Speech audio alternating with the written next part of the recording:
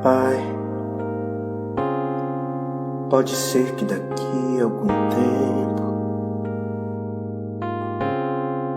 haja tempo pra gente ser mais, muito mais que dos grandes amigos, pai e filho talvez. Pai, pode ser que aí você sinta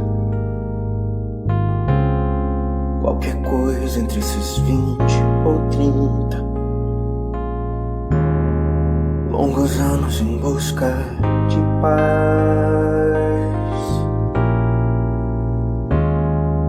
Pai, pode crer, eu tô bem, eu vou indo. Eu tô tentando, vivendo e pedindo com loucura pra você renascer.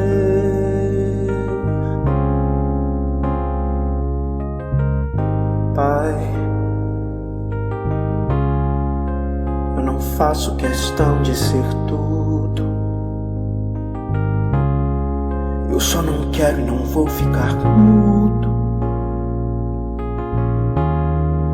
pra falar de amor pra você.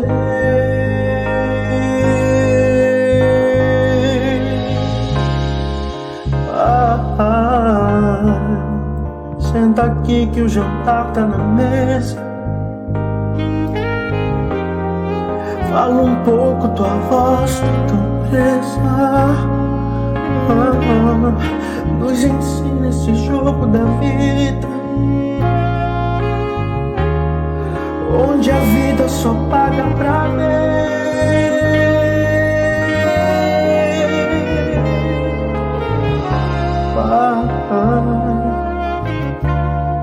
Me perdoa essa insegurança, é que eu não sou mais aquela criança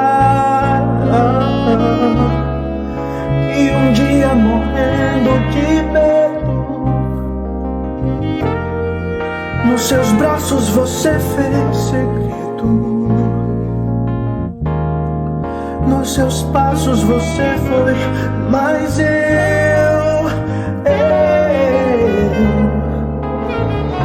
Pai, eu cresci e não houve outro jeito.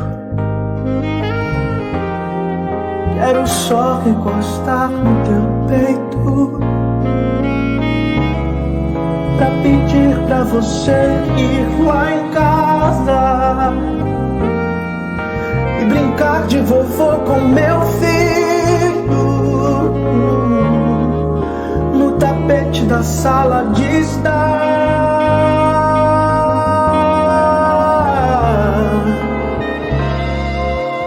Pai, você foi meu herói, meu bandido. Hoje é mais, muito mais comigo. Em você nem ninguém tá sozinho. Você faz parte desse caminho e hoje eu sigo em paz.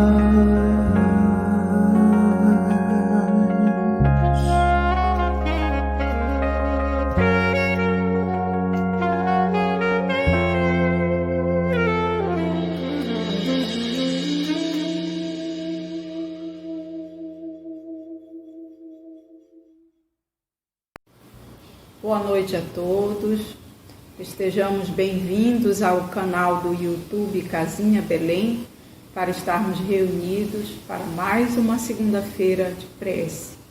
Que a luz desse nosso amoroso Jesus possa estar sobre nossos lares, abençoando, trazendo todos esses benefícios de estarmos nessa rede amorosa, pedindo amparo, proteção, saúde, para todos nós, nossos familiares e possíveis desencarnados, seres amados, queridos, ou aqueles que nem temos ideia de quem são, mas que recorrem ao nosso lar em busca de assistência espiritual. Então, que possamos ser esse espaço amoroso para que a espiritualidade do bem, do amor, da paz, possa se fazer presente em nossos lares, trazendo todos esses benefícios de fazermos essa rede, num momento como esse de prece. Então, que estejamos todos bem-vindos. Esses momentos iniciais, eles são sempre muito importantes, pois nos garantem a assistência espiritual para mais um momento da segunda-feira estarmos aqui reunidos em prece.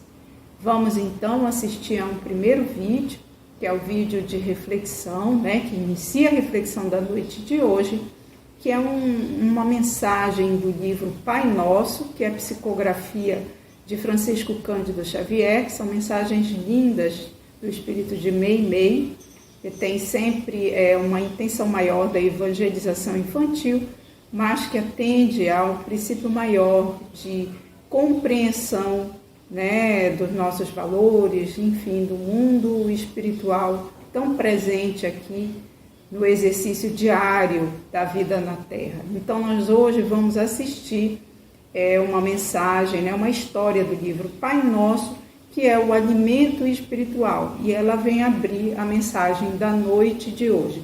Então, que fiquemos com essa primeira mensagem e vamos dar sequência à continuação da nossa prece. O alimento espiritual. O professor lutava na escola com um grande problema. Os alunos começaram a ler muitas histórias de homens maus, de roubos e de crimes, e passaram a viver em plena insubordinação. Queriam imitar aventureiros e malfeitores. E em razão disso, na escola e em casa, apresentavam péssimo comportamento. Alguns pronunciavam palavrões, julgando-se bem educados, e outros se entregavam a brinquedos de mau gosto, acreditando que assim mostravam superioridade e inteligência. Esqueciam-se dos bons livros, zombavam dos bons conselhos.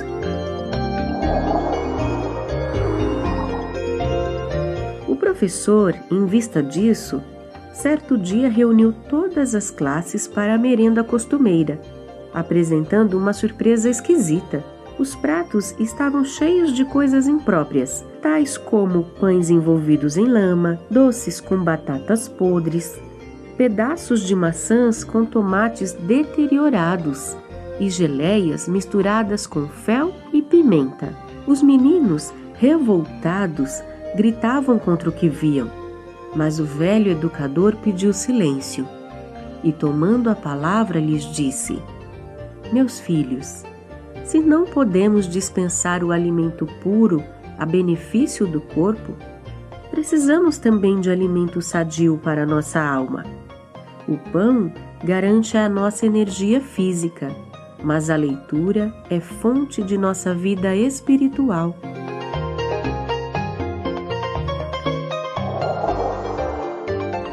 Os maus livros, as reportagens infelizes, as difamações e as aventuras criminosas representam substâncias apodrecidas que nós absorvemos, envenenando a vida mental e prejudicando-nos a conduta. Se gostamos das refeições saborosas que auxiliam a conservação de nossa saúde, procuremos também as páginas que cooperam na defesa de nossa harmonia interior, a fim de nunca fugirmos ao correto procedimento. Com essa preleção, a hora da merenda foi encerrada. Os alunos retiraram-se cabisbaixos e, pouco a pouco, a vida dos meninos foi sendo retificada, modificando-se para melhor.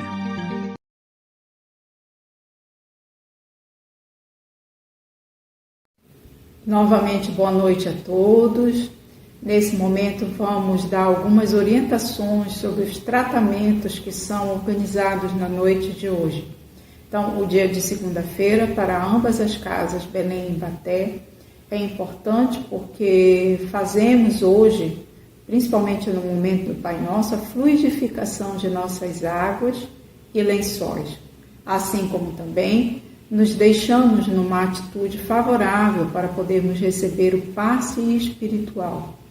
E também juntos temos condições de fazer uma rede amorosa de evangelho no lar, expandindo a luz de Jesus para cantos que não podemos nem imaginar onde, né? Pois o ambiente virtual, através da internet, nos traz esse benefício de irmãos em vários cantos do mundo poderem ter acesso à prece e assim criarmos essa rede de evangelho no lar, ou seja, de oração em nossa casa, trazendo todos os possíveis benefícios que a espiritualidade nos oferece na noite de hoje. Então, hoje é importante, nesses momentos iniciais, até o momento do Pai Nosso, né, na prece, onde nos organizamos para assim recebermos a mensagem da espiritualidade amiga para nós, é importante que, se assim desejarmos, colocarmos água para a fluidificação, né, com um copo com água, uma garrafa, que possamos receber essa medicação específica para nós e assim podermos também oferecê-las às pessoas que sentimos em nosso coração a necessidade de fluidificação de águas. Podemos oferecer para nossos irmãos, parentes, pessoas que conhecemos e que assim receberão fluidificação específica para suas necessidades. Também gostamos de orientar na noite de hoje, né, o oferecimento de flores naturais, flores que você de repente possa colher na proximidade da sua residência ou de repente de seu vasinho de planta, né, que floresceu, e que assim possamos criar esse ambiente bonito, favorável para a fluidificação de águas e lençóis e para melhorar também a psicosfera dos nossos lares. Então, não precisa ser a rosa especificamente. A rosa, sem dúvida, tem princípios lindos de elemento natural pela sua própria beleza, mas todos os elementos naturais também assim possuem. Como essas aqui, que são flores comuns, né? Lindas, colhidas, e assim elas atendem a esse princípio maior da fluidificação. Então, que possamos, dessa maneira, oferecer à espiritualidade condições para que possa trazer esses benefícios para nós todos na noite de hoje. O dia de hoje também é importante para quem está fazendo o tratamento da desobsessão, pois também é dia de receber o passe da desobsessão. Para isso, é importante ter essa consciência, né, de que está fazendo o tratamento da desobsessão e no momento do Pai Nosso também se colocar à disposição para receber o passe da desobsessão, além, claro, da fluidificação de suas águas. No dia de quarta-feira, para quem está fazendo esse tratamento da desobsessão, é importante fazer o acesso ao site da casa, que é o www.casinhabelém.com.br, e no site há uma área específica desobsessão e nela uma área chamada tratamento. Nessa parte, ao acessá-la, nós vamos encontrar 12 passos, que são passos de autorreflexão, onde a espiritualidade amiga preparou de maneira amorosa psicofonias que estão algumas gravadas e com texto e outras em texto. Então é importante no dia da quarta-feira fazer o acesso a essa área e ver o material que está destinado ao tratamento. E com o amparo, a luz de Jesus e o auxílio da espiritualidade amiga, é possível, né, chegarmos a esse autoconhecimento e esse auxílio que vem do plano espiritual para nos dar esse amparo nessa caminhada na vida na Terra. Então, o dia de hoje, juntos, temos condições de fazer uma rede de evangelho no lar, pois estamos reunidos em nome de Jesus, de Maria Santíssima, e assim, né, criamos essa condição maior de trazermos, né, a palavra ativa a nossos corações, para que assim possamos emanar, né, essas luzes de cura, de amparo, que beneficiam o nosso lar, mas que beneficiam também toda a nossa circunvizinhança, né? É como pequenas luzes a se acenderem num ambiente escuro, trazendo a palavra de orientação, de apoio, de amparo, e que não temos nem condições de imaginar que benefícios a espiritualidade pode trazer pelo fato de estarmos reunidos fazendo prece.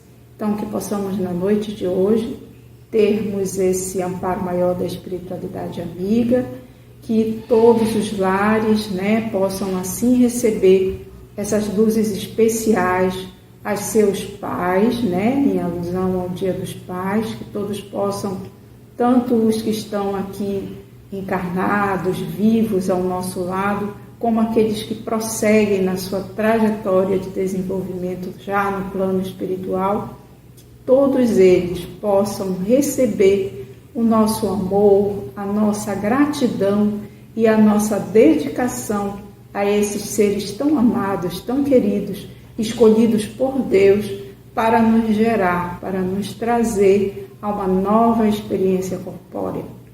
Então, nossa gratidão a todos os nossos pais, a todos os pais que compõem, né, esse conjunto amoroso junto conosco, que possamos receber, né, esse amparo maior da espiritualidade amiga, auxiliando essa trajetória de cada um deles. Né? Então, que fiquemos com Deus e tenhamos uma noite abençoada de prece.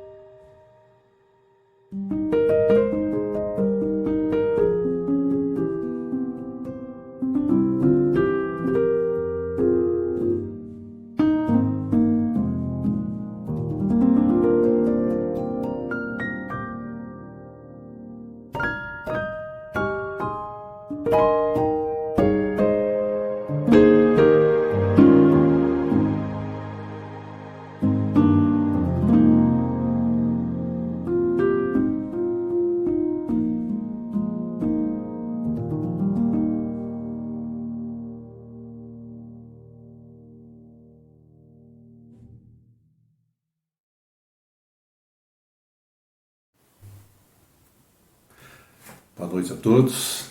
Nessa noite de leitura, vamos estar vendo sobre o livro Caminho, Verdade e Vida, Emmanuel. Purificação íntima. Alimpai as mãos, pecadores, e vós, de duplo ânimo, purificai os corações. Tiago, capítulo 4, versículo 8. Cada homem tem a vida exterior, conhecida e analisada pelos que o rodeiam, e a vida íntima, da qual somente ele próprio poderá fornecer o testemunho.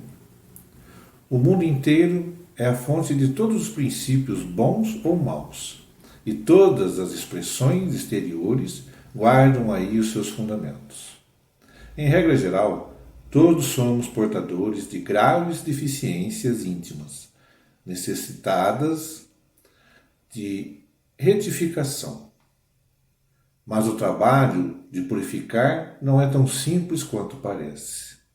Será muito fácil ao homem confessar a aceitação de verdades religiosas, operar a adesão verbal a ideologias edificantes ou outra coisa. Porém, é realizar a obra da elevação de si mesmo, valendo-se da autodisciplina, da compreensão fraternal e do espírito de sacrifício. O apóstolo Tiago entendia perfeitamente a gravidade do assunto e aconselhava aos discípulos a limpassem as mãos, isto é, retificassem as atividades do plano exterior, renovassem suas ações ao olhar de todos, apelando para que se efetuasse igualmente a purificação do sentimento no recinto sagrado da consciência, apenas conhecido pelo aprendiz na soledade indivassável de seus pensamentos. O companheiro valoroso do Cristo, contudo, não se esqueceu de afirmar que isso é trabalho para os de duplo ânimo, porque semelhante renovação jamais se fará tão somente à custa de palavras brilhantes. Uma boa noite a todos, uma boa leitura e um bom trabalho. Que assim seja. Hoje nós vamos para o capítulo 18, purificação íntima, ou seja, esse processo aí depurador, esse processo renovador que nos cabe a todos desenvolver, renovando sentimentos e aos poucos, né, avançando nessa escala espírita que nos é apresentada por Kardec, na qual quanto mais adiantado está o espírito, mais purificado ele está, ou seja, menos ele está preso, menos ele está apegado, né, aos liames materiais, ele sabe viver na matéria, não menospreza a experiência material, mas sabe viver na matéria como, de fato, espírito, né, sem se deixar levar pelos excessos, pelos apegos, pelos vícios, consegue seguir vida fora. Quanto mais purificado, quanto mais depurado, mais livre ele se faz. E aí, naturalmente, o processo, por exemplo, de voltar à vida espiritual é cada vez mais suave, é cada vez mais sereno, na medida em que o espírito vai se tornando cada vez mais purificado, né, nas múltiplas existências. Então, Kardec e os espíritos, no Livro dos Espíritos, vão chegar a trabalhar essa ideia, né, de que a experiência na matéria física é como que um cadinho, como que um alambique, onde aos poucos o espírito vai se depurando, né, das impurezas terrestres e vai se tornando cada vez mais puro espírito. Essa ideia que eles transmitem lá para nós. E o versículo base do benfeitor Emmanuel é um versículo da carta de Tiago, capítulo 4, versículo 8, carta de Tiago particularmente. Gosto bastante também da carta de Tiago, ela que é uma carta num estilo diferente, né? Ela é uma carta mais num estilo assim sapiencial, proverbial, ela lembra o livro de Provérbios, né? Porque ela é meio que uma coletânea de frases que tem uma correlação entre si, mas que também elas podem ser tomadas, né? Cada uma em particular, já tendo em si mesmas um sentido, mas tendo um sentido também no todo. Então, ela é como se fosse uma coletânea de frases. Para quem está estudando conosco aí às quartas-feiras, né, o livro Calma, a gente tem percebido isso, né? Os capítulos do livro Calma, eles trazem, na verdade, uma coletânea de frases independentes, mas associadas ao título daquele capítulo. Então, as cartas, a carta é uma só, né, de Tiago, ela vai ter um pouco essa característica. Claro que ele vai trabalhar ali temas também, né, mas a gente pode ir pensando essas frases que elas já são muito ricas de sentido por si. E essa que Emmanuel recolhe, como dizia, capítulo 4, versículo 8, Tiago diz assim: alimpai as mãos, pecadores, e vós, de duplo ânimo, purificai os corações. Então, antes da gente entrar no texto, cabe-nos aqui já algumas considerações, né? Primeiro, no que diz respeito aí às mãos, ou a limpar as mãos. Há até uma outra mensagem de Emmanuel, comentando aí um versículo acerca do apóstolo Paulo, um versículo de Atos, que diz que Deus, pelas mãos de Paulo, fazia maravilhas. E aí ele vai até comentar nesse sentido o quanto custou a Paulo purificar as mãos, né? No sentido espiritual, claro. Então, as mãos, no contexto do Evangelho, elas estão sempre muito associadas ou são representativas da ação, né? Então, a mão é a possibilidade de operar ali, né? Simbolicamente, ela tinha essa representação. Os braços, as mãos em serviço. Até hoje, num certo sentido, algumas expressões nossas denotam isso, né? Mãos à obra. de modo que a mão, entendida no sentido simbólico, ela é uma representação da nossa ação no mundo. Então a gente tem até, por exemplo, aquela passagem interessante quando Jesus cura um indivíduo com a mão mirrada, né? Ali a gente pode pensar justamente esse símbolo. O indivíduo com a mão mirrada não representa apenas um indivíduo com uma mão mirrada. Ele representa ali quaisquer indivíduos na matéria, na experiência material, que por algum motivo estão impossibilitados de uma ação exterior mais abrangente. E o Cristo, em curando aquele indivíduo com a mão mirrada, ele está nos convidando a ampararmos também todos os irmãos, né, na medida do possível, das possibilidades, para que possam ter restituído essa possibilidade de agir, de trabalhar, de elaborar. Então, ela está associada, à figura das mãos, a essa questão da ação. E aí depois ele vai, né, como se ele desse um segundo passo. Essa frase de Tiago, ela já traz para nós essa ideia que Emmanuel, inclusive, vai trabalhar. É como se fosse uma escala, né? É como se tivesse 2 degraus aí. Um primeiro, sem o qual eu não chego no segundo, mas o segundo é a meta primordial.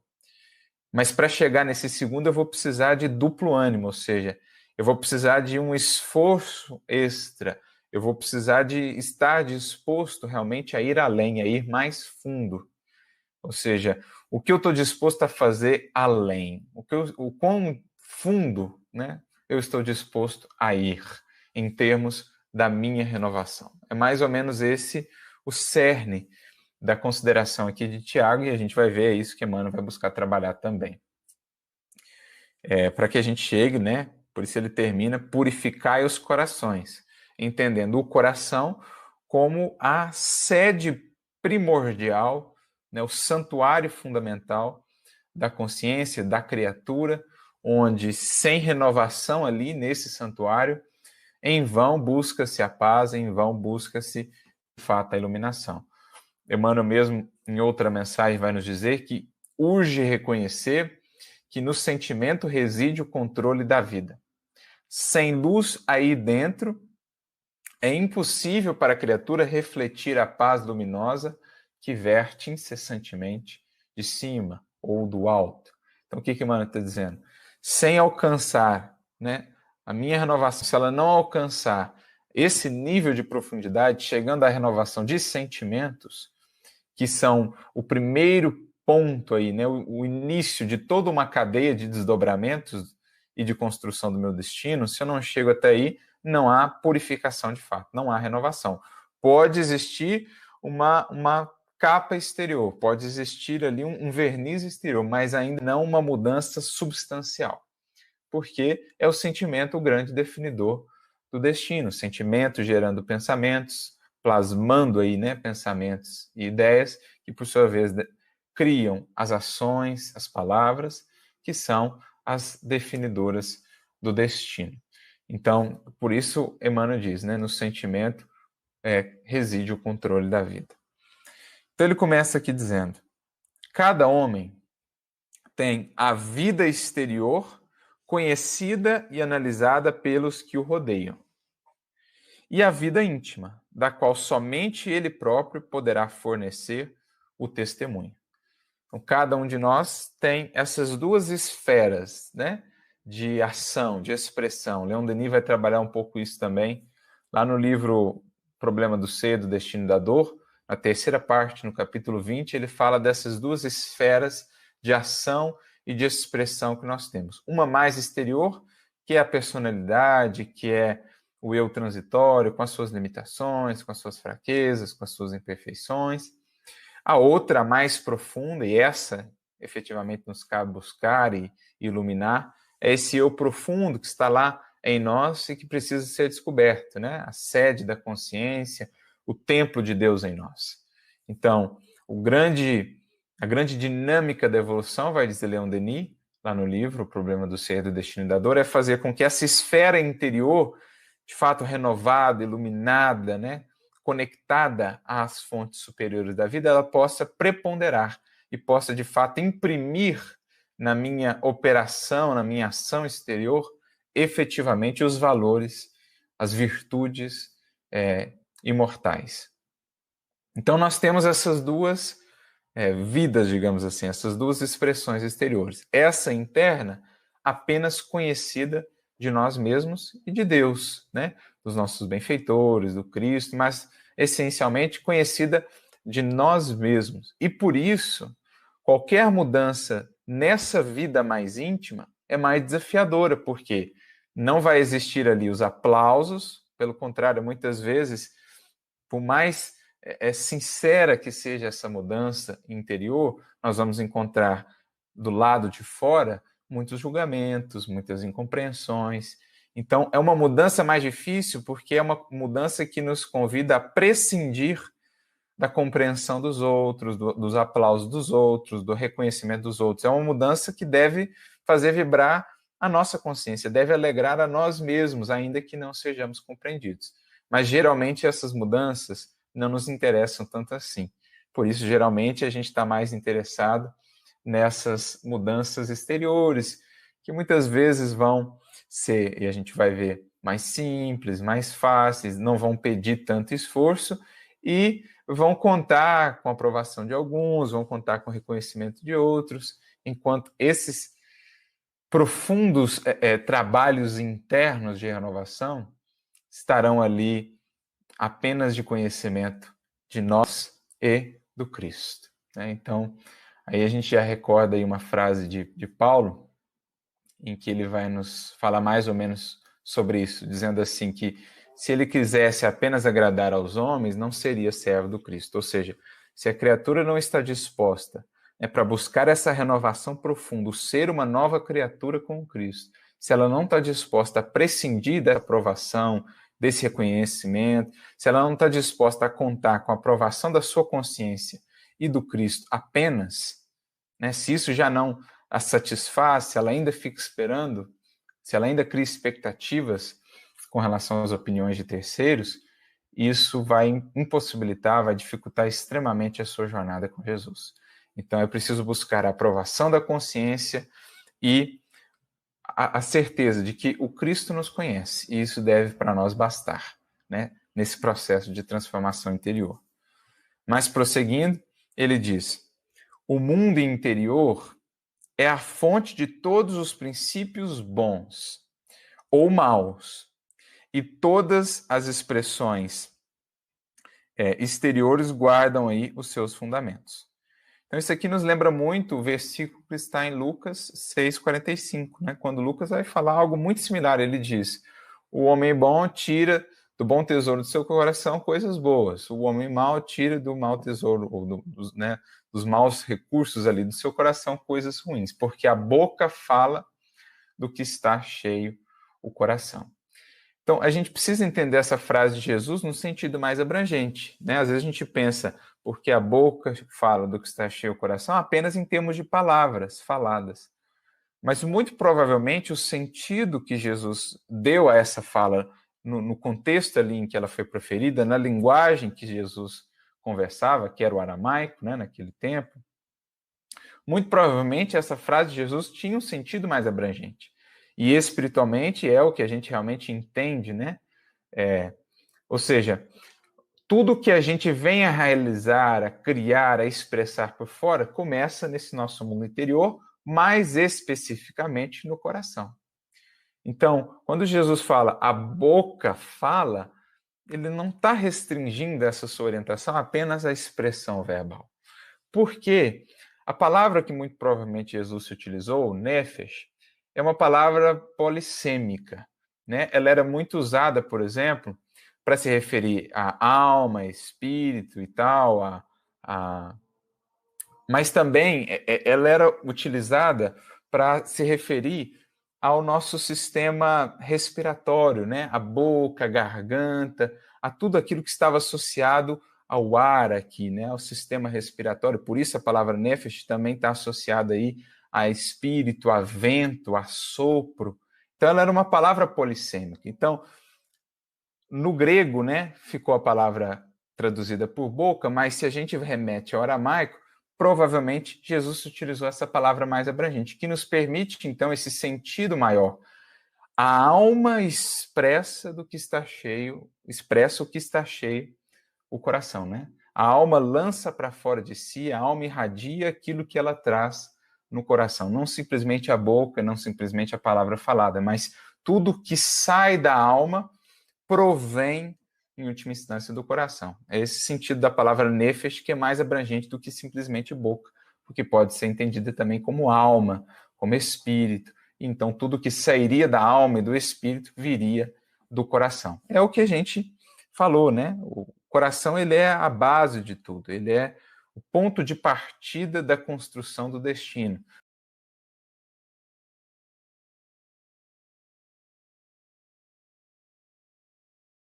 E aí vem a frase extraordinária que está no prefácio. Os prefácios do Emmanuel, ele diz assim: o pensamento, nosso pensamento, cria a vida que buscamos. Até que um dia nos identifiquemos com a sabedoria infinita e com o amor infinito que constituem o pensamento e a vida de nosso Pai.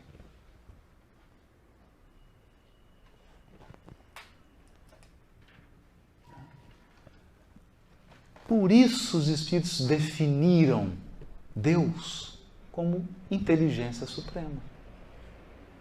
Porque Deus pensa e acontece.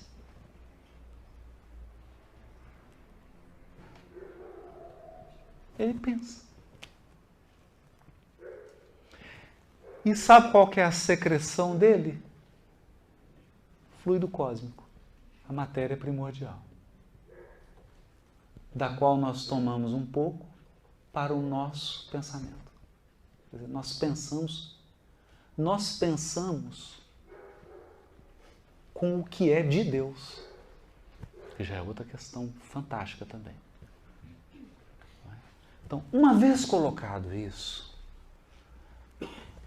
as nossas perguntas, elas vão para um outro patamar. Para um outro patamar. Porque aí eu paro de identificar. Primeiro, eu paro de separar sentimento e razão.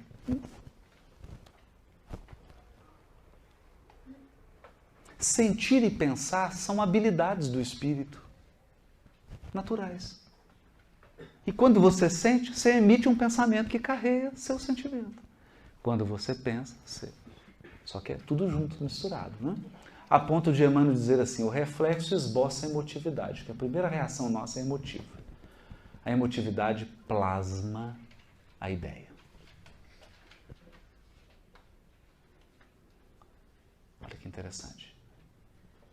E isso vai chegar nas atitudes, nas palavras e nas ações que vão gerar destino. Então, eu acho que aqui já deu ficar claro que o pensamento não é uma abstração, o pensamento não é intelecto apenas. Agora, vamos limitar algumas coisas. Então, eu quero agora que a Terra deixe de girar no sentido horário e passe a girar no sentido anti-horário. E pela força do pensamento eu vou mudar. Não vai. Não vai. Não vai por quê? Aí nós temos que aprender um princípio que é importante. Você pensa e todas as infinitas criaturas de Deus pensam. Então tem que ter uma ordem, uma hierarquia. E a hierarquia é o seguinte: a vontade soberana é a de Deus, e depois de Deus você tem uma hierarquia espiritual. Para que fique mais fácil, André Luiz denomina a mais alta hierarquia, sem querer diferenciar, porque tem progresso entre eles também. Existem os co-criadores em plano maior. Esses co-criadores em plano maior são, abre aspas, inteligências divinas. Inteligências divinas, agregadas ao Todo-Poderoso em processo de comunhão indescritível. descritível. Eles são os agentes executores da vontade divina. Então, eles, com o pensamento deles, determinam. Vai girar no sentido horário.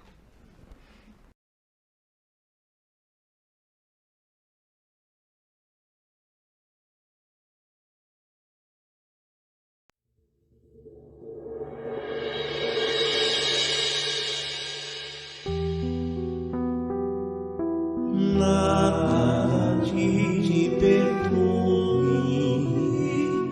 nada te espante, tudo passa.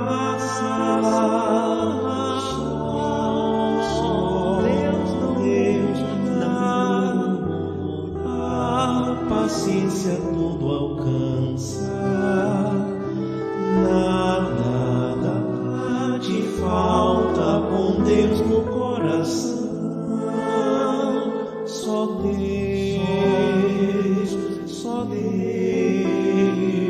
te basta.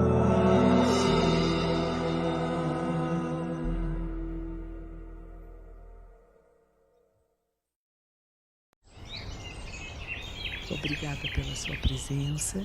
Espero que vocês possam desenvolver práticas meditativas, que eu acho que é uma bênção para a humanidade. Desde que eu descobri isso, eu larguei tudo o que eu fazia para meditar e para me tornar uma especialista em ensinar os caminhos de Buda, porque foi o que eu encontrei afinidade. Então, por isso, eu deixei de fazer o que eu fazia antes, larguei tudo o que eu fazia, roupas, cabelo, etc., e maneira de pensar e de viver a realidade, porque eu achei que tinha uma coisa preciosa a qual eu quis dedicar o que resta da minha vida. E insisto com todas as pessoas, todos os dias, um pouquinho, ao acordar de manhã cedo, você pode sentar na beirada da cama e respire conscientemente. Da mesma maneira que você lava o rosto, tira uma ramelinha do olho, escova os dentes, dá uma olhada lá na sua mente, como é que ela ficou essa noite? Para você poder ir para o mundo limpo, puro, aberto a todas as possibilidades. E antes de dormir, a mesma coisa. O que será que aconteceu? Tem gente que gosta de tomar banho antes de dormir. É bom, né?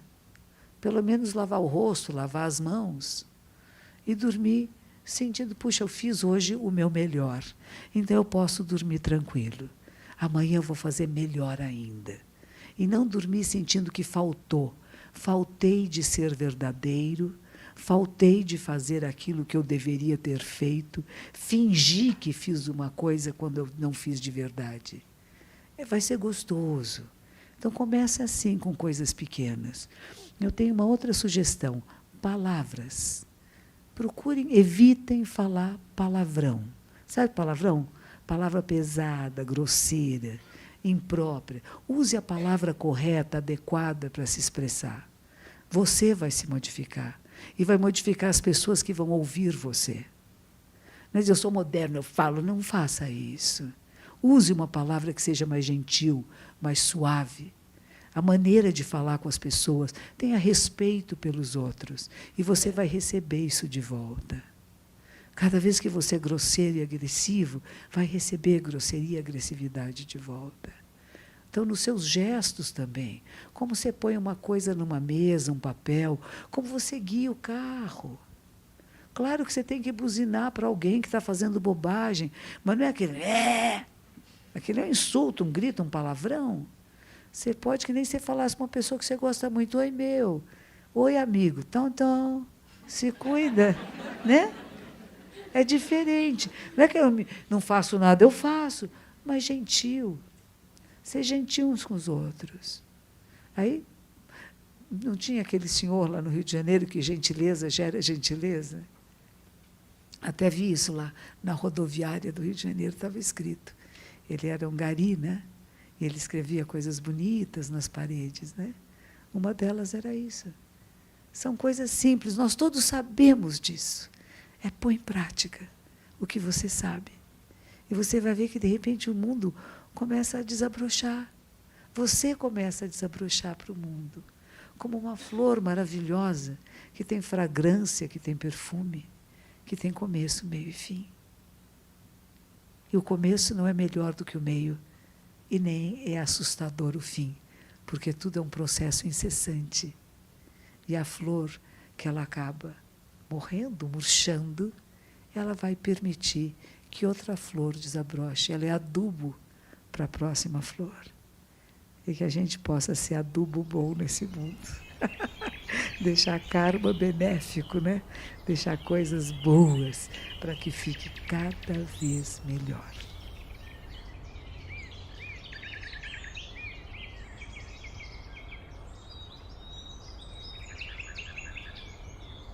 Pedro Siqueira é advogado da União, dá aulas numa faculdade, pratica esportes e desde criança vê e ouve a voz de Nossa Senhora.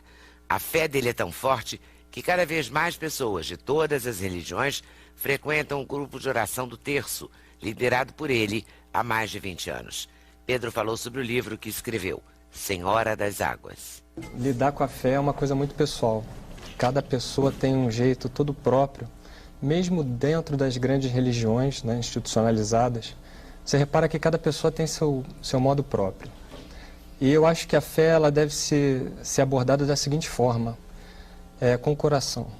A pessoa deve fazer suas orações com o coração. Colocar tudo que ela tem ali, naquele momento. Não me importa se são 2 minutos, 2 horas. Não me importa se a pessoa está de pé ou de joelhos. Eu acho que a pessoa deve colocar ali o seu coração. Isso foi ensinado numa das aparições de Medjugorje por Nossa Senhora, Rainha da Paz. E uma das coisas mais importantes, segundo ela, é colocar o coração na fé. Então, muitas vezes eu vejo no grupo de oração, né, as pessoas vêm me falar, poxa, aquela pessoa veio aqui 1, 2 vezes e conseguiu o milagre que ela queria. Eu venho aqui há 5 anos e não consigo. A minha resposta é só uma, depende da fé. Aquela pessoa, de repente, se sentiu ali tocada por Deus e acreditou de uma forma tal que a fé mudou tudo, né? Então, tudo depende da fé, eu acho, para tudo. E Até para o cientista que vai em busca de uma nova ciência, né? Que faz pesquisas, ele tem uma fé. Ele tem uma certeza de que ele vai encontrar alguma coisa ali. Senão ele não faria, né? É verdade. E a sua fé vem desde menino?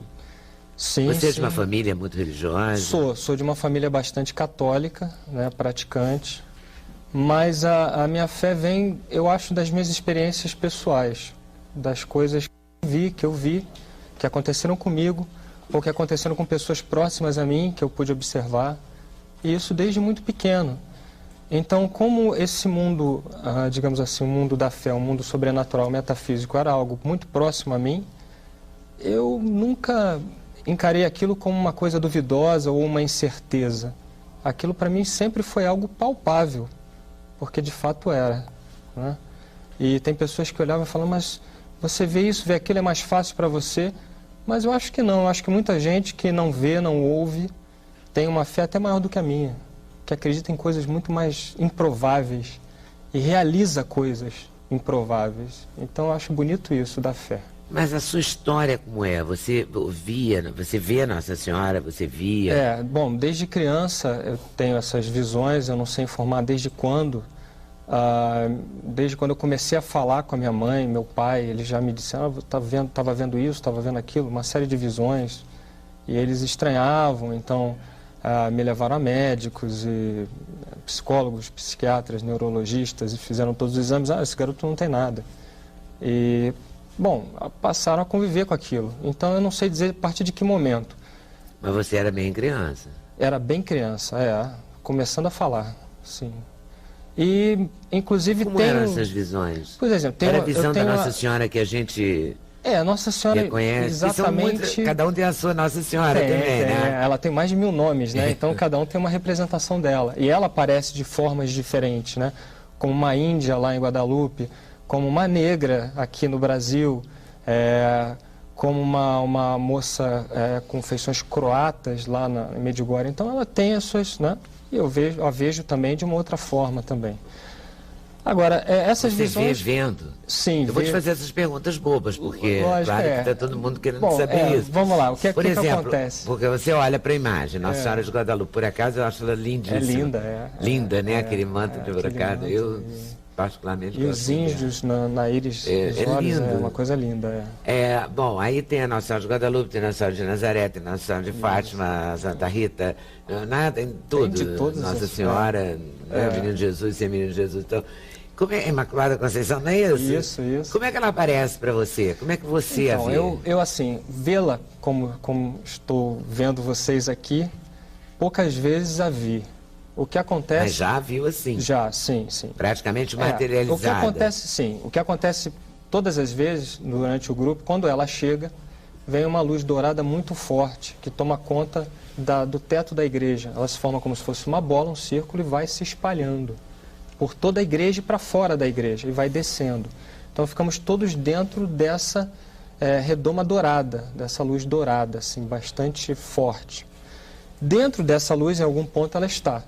Né? Então eu ouço ela falar dentro do meu coração, ela fala, uma voz feminina, ela fala comigo, e ela dá algumas mensagens e tudo. E algumas vezes eu pude, olhando para a luz, é como se houvesse uma cortina que se abre, vê-la como estou vendo vocês. Né? E aí ela aparece vestida de Sim, que, apareceu Nossa vestida Senhora? de cinza claro, com um véu branco, né? Mãos delicadas, parece uma menina de uns 15, 16 anos no máximo, com um rosto bastante delicado, oval, né? Nariz curto, uma boca bem delicada, fininha, os lábios cor-de-rosa e os olhos azuis, né? Bastante profundos. É de uma beleza extraordinária. O cabelo é negro, que eu vejo um pouco a mecha do cabelo por baixo do véu. E ela tem esse vestido, eu às vezes vejo os pés delicados descalços, às vezes não, porque é como se flutuasse, fizesse um movimento as vestes, né? Dentro dessa luz. Vi algumas vezes, né? E aí é uma emoção muito... Lá na igreja da Gávea? Não, vi... Bom, a primeira vez que a vi fora de uma igreja. Eu a vi numa comunidade em São Paulo, no interior de São Paulo, que chama-se Canção Nova. E a vi, quando eu estava saindo para os jardins, a vi no céu. Ela falou comigo, eu tinha acabado de ter uma oração, ela falou comigo, quando eu olhei, a vi nos céus, né, perto de uma nuvem. E foi a primeira vez que eu lembro, assim, né? E você ficou bem? Ficou assustado? Ficou Não, normal? engraçado. Ficou como? É como se fosse natural, não sei explicar. É uma emoção, seu coração... Dispara? Dispara, você sente alguma coisa assim de muito poderoso ao seu redor, sabe? É como se tivesse uma euforia dentro de si, uma bem-aventurança, uma vivência especial naquele momento, mas ao mesmo tempo como se seu cérebro lesse aquilo como algo natural, como algo que era para ser. Então... O que ela falou? Eu nem me lembro bem, eu estava com muitas dificuldades nessa época, era muito novo, e ela veio para me dizer que eu tivesse confiança, que iam se passar alguns eventos, ela me disse o que até aconteceram, e logo depois as coisas ficaram como ela falou mesmo. Eventos na sua vida pessoal? Na minha vida pessoal, foi. Dificuldades, digamos Dificuldades, assim. eram dificuldades. Que você ia superar? Eu tinha muitas dúvidas na época, estava muito preocupado e tinha feito até, eu não me lembro bem do tipo de oração que eu havia feito antes, mas eu tinha entregado nas mãos dela algumas coisas nesse sentido e estava sofrido, a coisa estava doída. Depois disso... Doeu e se ajeitou. Se ajeitou. Ela falou que não havia como evitar a dor, que a coisa não passaria, que fazia parte do meu caminho, que eu tinha que enfrentar sozinho, ninguém poderia me ajudar. Mas no final foi bem, sabe? Foi muito bem. E aí havia algumas outras vezes. Recentemente a vi em Fátima, no bosque, quando eu fui fazer uma peregrinação lá. E aí ela também me falou algumas coisas. Me disse que escrevesse, por isso surgiu o livro, né? Na verdade, ela me disse que escrevesse em 2007, eu fiquei enrolando ela e tal, aquela coisa, disse para ela que eu não queria, que achava que... E ela falou, olha, eu gostaria que você escrevesse de uma forma que as pessoas que não compartilham da sua fé possam ter acesso e ler sobre a fé, sobre o que é ter fé, sobre o que é buscar uma vida espiritual. Coloque os exemplos que você já viu e vê ao seu redor, no grupo de oração, seus exemplos e tudo. Aí eu fiquei amadurecendo a ideia, tive um pouco de medo da exposição, de tudo, e ela me deu forças para fazer. Então, acaba que no início do livro, logo na abertura, é uma visão que eu tive quando eu era garoto, de São Gabriel Arcanjo. a parte que a protagonista é uma mulher e ela é uma criança que vai à praia com o pai, brincar em Copacabana. E eu me lembro bem de ir à praia e sobre as águas ver São Gabriel. Então a visão, a descrição do arcanjo é exatamente a descrição do que eu vi. Então aí depois que eu escrevi essa parte do livro, fica logo no início aí o título Copacabana, né? Copacabana. Eu tomei mais coragem e falei, vou colocar outras visões minhas. Então todas as visões que a protagonista tem, o que acontece, foram coisas que eu passei, eu coloquei de forma bastante fiel. Eu vou falar do livro, mas eu queria falar também da sua vida, porque você seguiu uma vida normal, digamos assim. Foi. Né? Isso foi uma coisa também que você foi lá ao médico, ao psiquiatra? Isso quando criança, ali, 7 aos 10 anos, ali aquela coisa. Eu não se achou nada. A família preocupada, muito que será que esse menino tem? Né? Exatamente, aquela coisa. Mas o menino seguiu a vida. Normalmente eu era bom aluno, eu praticava esportes, era nadador do Flamengo, cheguei a ser vice-campeão brasileiro na categoria petis. Eu competia, eu treinava 2 vezes por dia, levava uma vida de garoto saudável, normal, sabe, jogava futebol com os meus amigos, adorava, entendeu? Então eu tinha uma vida normal, eles olhavam para mim e falavam, e aí? O problema maior é que você tem que ter algum regramento próprio para não chocar as pessoas. Então eu aprendi desde cedo que se eu começasse a falar, estou vendo isso, estou vendo aquilo, ia virar um caos ao meu redor, eu não poderia ter amizades, não poderia frequentar lugares, não dava para ser. Você não contava para amigo nenhum? Não. Mas contava para alguém, para o pai, para a mãe? Eventualmente eu falava para um ou outro, meus pais não gostavam muito também, meu pai tinha muito medo, eu lembro bem, né, dele com medo. Minha mãe no início tinha muito medo, depois ficou um pouco mais corajosa. A mais corajosa de todas era a minha babá, né, quando eu era criança, que na hora que as coisas apertavam, ela que dormia comigo, mas ela tinha um pouco de medo porque ela ficava repetindo para mim, não tenho medo de nada do outro mundo, só tenho medo de quem é vivo, só tenho medo de quem é vivo. Mas ela repetia com muito medo, mas ficava, entendeu? Ela ficava ali. Ela ficava ali. Pô, foi importante, entendeu? E ela, alerta, né? Força. Era uma força e eu ficava, poxa, pelo menos ela fica aí, né? Aquela coisa, Porque às vezes... E você tinha a sensação de que era uma alma do outro mundo? Tinham coisas assim? muito ruins que vinham, realmente, me atacavam e... Às vezes as portas e janelas batiam bastante, ficavam naquela sequência, não paravam. E você, criança, tem um pouco de medo. Agora, depois de tantos anos, já não faz a menor diferença. Não tô nem aí mais. Mas na época, você criança, entendeu? E também a forma como alguns seres... Porque existem anjos, existem seres demoníacos também que se apresentam. Isso assusta um pouco, né? Você criança, quando você repara que você está sozinho ali, fica muito complicado, né? Sozinho não, sim. Tem um anjo da guarda, tem. Mas assim, ninguém ali, seu pai, sua mãe, não tem ninguém que sabe como é que é. E aí você começa a ter uma outra você fala Santo Anjo do Senhor. Exatamente, rezava para ele. Exatamente. Olha, eu vou dizer que me salvou assim várias e várias vezes essa oração. E ele vem mesmo e me ajudava muito. Em situações muito ruins, ele sempre esteve presente. É um grande trabalhador ele, eu brinco, né? Que ele é presente. Para chamar minha atenção, para me ajudar, ele é muito presente. Mas assim, aí você começa a ter uma outra postura. E era sempre de noite? Não, qualquer hora do dia, sol, chuva, o que fosse. Você às vezes entra numa faixa de sintonia e aquele mundo espiritual se abre na sua frente. Você acha que é isso, é uma sintonia? Eu acho assim, eu nunca li nada a respeito que pudesse explicar o porquê desses fenômenos, mas eu acho que nós temos uma antena interna aqui na cabeça, em algum lugar. E essa antena, ela tem vibrações que ela capta realmente. Tudo, eu acho que o mundo inteiro é feito dessas vibrações, né? Algumas vibrações se materializam como nós, essa mesa, e outras estão mais etéreas e ficam mais difíceis de captar. Por exemplo, uma inspiração de uma música que ela possa ter, com certeza vem dessa antena dela. É algo intuitivo, não é algo intelectualizado, materializado, científico. Então existem várias espécies de vibração. Se eu acabo sintonizando como se fosse um rádio, esse tipo de vibração, eu vou entrar nessa faixa e vou ver, vou ouvir, vou vivenciar, vou sentir.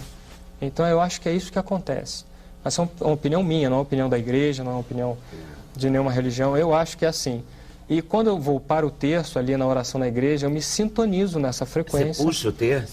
Como se fosse quando eu começo a fazer a oração antes, eu me sintonizo nessa frequência e eu acho que aí esses fenômenos começam a acontecer ali. Né? Eu acho que e aí você tem visões ali? Ali o tempo todo, sim. Ali pessoas que já fizeram, digamos, já morreram, já fizeram a sua passagem, falam com você? Vejo santos, vejo... E eles mandam recado? Sim, algumas vezes. A última reunião, Santo Antônio esteve muito presente, mandou alguns recados para algumas pessoas que vieram depois me falar, realmente, eu fiz essa oração assim, eu estou impressionada, você me deu esse recado e tal. Você fala para ela? Falo. Às vezes eu dou nome, sobrenome e digo o que ele está dizendo e respondendo a oração das pessoas. Só os santos e as santas? Nossa Senhora, basicamente. Ou pessoas que já morreram também? Não, pessoas que já morreram não. Com as pessoas que já morreram, eu acho assim, existem uma série de lugares lá no outro lado que nós chamamos de purgatório dividido em vários níveis. E elas estão lá, obviamente, gostariam que nós entregássemos orações pela evolução delas lá, né, pela salvação. E é isso que elas esperam. Então, eu acho assim, se Deus permitir, elas vão aparecer. Se Ele não permitir, elas não aparecem.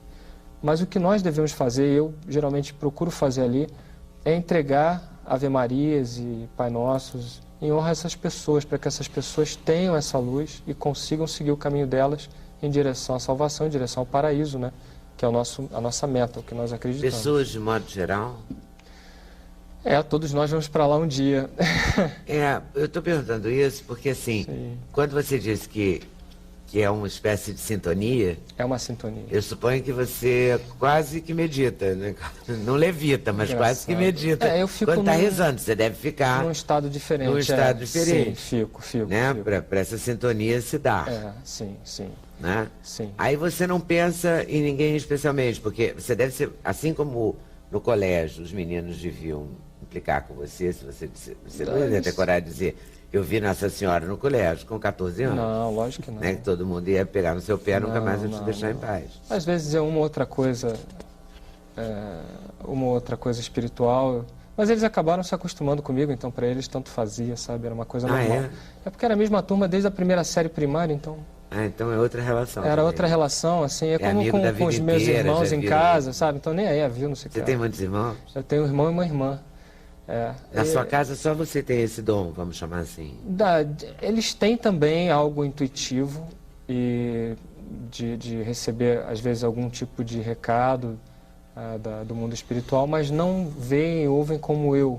Não é exatamente igual, não é assim. E quando você só ouve acordado mesmo, né? Não tem essa coisa de Não, dormindo? Tem dormindo sim.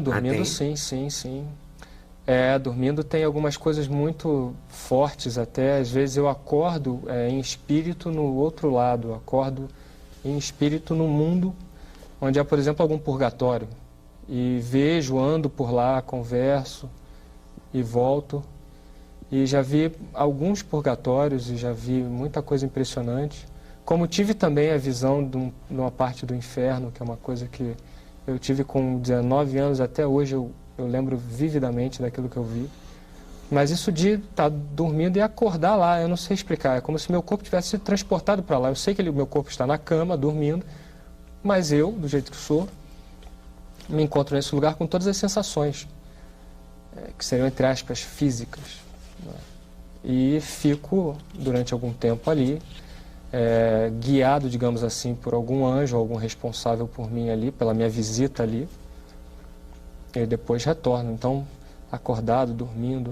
Não há uma certeza, assim. E sobre isso eu ainda não escrevi, seria... Mas quando você retorna, você continua dormindo? Você não, consegue? Há um choque, há como se fosse um impacto, digamos assim, e eu acordo imediatamente. E aí eu me lembro exatamente do que eu passei, as sensações ainda ficam um pouco no meu corpo. Tem cor? Tem cores, e cores mais vívidas do que essas aqui no nosso mundo. O mundo de lá é bastante colorido, porque parece que as cores lá têm uma vida própria. Elas têm um brilho diferenciado. Parece que há vida dentro da cor, eu não sei explicar bem, essa seria a descrição que eu daria. Diferente do que aqui. Aqui parece que a cor adere a algo, né? A parede, Lá parece que não, parece que sobressai de alguma forma. Tem um brilho? Como se fosse algo vívido, algo como se fosse um brilho. Todas as cores têm. É uma coisa que me é muito interessante lá quando eu faço esse tipo de viagem, quando eu piso lá, a minha visão não é uma visão daqui para frente, ela é uma visão às vezes 360 graus, não sei explicar porquê, mas dá realmente uma visão ampla. E você fala com pessoas que estavam lá? Não é falado assim, né? É uma coisa mais... Sentido? Parece que são blocos de imagens que se transferem de um para outro, mas é como se fosse uma fala, assim, se comunicam. O tempo parece que não existe, é como se o tempo fosse uma coisa parada lá. Eu posso ficar como se fossem horas lá num outro lugar e quando eu volto para cá se passaram 5 minutos. É uma coisa assim, não há um tempo, entendeu? Eu não sei bem explicar. É outra medida de tempo. É uma outra medida, é. E quando você está rezando na igreja, você reza o terço como eu rezaria? Um terço comum, assim? Ave Maria, Ave Maria, Pai Nosso, sim. O que eu faço de uma forma própria. Vocês podem perguntar também, tá? Eu faço de uma forma própria porque quando ela me pediu, Nossa Senhora me pediu, quando eu era jovem, quando eu conduzia o grupo, ela falou, olha, eu gostaria que o centro do grupo de oração fosse o terço. Eu falei, mas o terço, eu me lembro de ter dito para ela, olha, o terço é uma coisa de senhoras. Aqui só tem gente jovem, eles vão detestar. Vai todo mundo dormir aqui de noite, né, rezando o terço. Não, você vai saber adaptar a coisa muito bem e faz do seu jeito. Tá bom. O que eu fiz, eu faço no primeiro mistério, junto com as Ave Marias, invocações aos 9 coros angélicos, né, os anjos que estão no céu. No segundo mistério, eu leio sempre alguma passagem da Bíblia entre cada Ave Maria, uma coisa que ela me inspira lá na hora. No terceiro e quarto mistérios eu vou dando as mensagens. Antes de cada Ave Maria eu dou uma mensagem ou mais de uma mensagem para as pessoas que estão ali no grupo. Por exemplo? Quinto, alguma coisa sobre doença, sobre cura, sobre emprego, sobre ser mãe, sobre coisas que as pessoas, coisas que as pessoas que estão ali estão colocando em oração. Rezaram exatamente. Em silêncio. Isso. E colocaram, isso. então ninguém fala para você, ai Pedro, me ajuda não, aqui, mesmo porque não dá nem tempo, né? É um tumulto danado, é muita gente. Quando eu chego lá é um tumulto muito grande, eu tento entrar logo para não... Eu chego muito em cima da hora por causa do trabalho. Você fala assim, eu estou tentando entender como é que isso se dá. Você fala assim,